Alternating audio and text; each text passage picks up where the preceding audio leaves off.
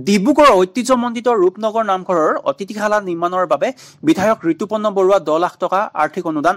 অসম চৰকাৰে অসমৰ সভ্যতা সংস্কৃতি কলা কৃষ্টিৰ পৃষ্ঠপোষকতা বহন কৰা সত্ৰ নামঘৰসমূহ উন্নয়নৰ বাবে অসম দৰ্শন আঁচনি নামে এখন আঁচনি মুকলি কৰি ইতিমধ্যে এনে ধৰ্মীয় অনুষ্ঠানসমূহ উন্নয়নৰ বাবে অৰ্থ অনুদান আগবঢ়াইছে। আৰু এই দিশত আজি অসমৰ ঐতিহ্যমণ্ডিত ৰূপনগৰ নামঘৰৰ অতিথিশালা ভৱনটি নিৰ্মাণৰ বাবে 10 লাখ টকা আৰ্থিক অনুদান আগবঢ়ায়। পুৱাৰ ভাগতে এক গাম্ভীৰ্যপূৰ্ণ অনুষ্ঠানৰ জৰিয়তে অতিথিশালাৰ নিৰ্মাণৰ আধাৰশিলা স্থাপন কৰে বিধায়ক ঋতুপৰ্ণ বৰুৱা আৰু বিধায়ক প্ৰশান্ত ফুকনে।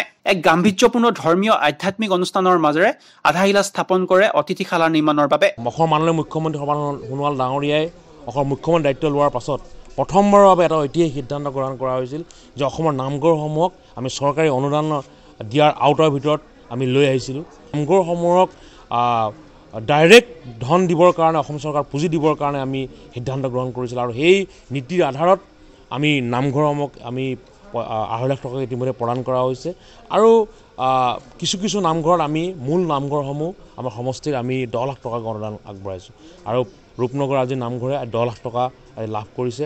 মই আশা ৰাখিম এই নামঘৰৰ 10 লাখ টকাৰ কাম সুন্দৰকৈ সমাপন হ'ব আৰু এই অঞ্চলত যাতে এই নামঘৰটিয়ে উঠোৱা নতুন প্ৰজন্মক আধ্যাত্মিক চিন্তা চৰ্চাৰ একটা শক্তিশালী ভেটি গঠন কৰিব পাৰে তাকে মই কামনা কৰিছোঁ।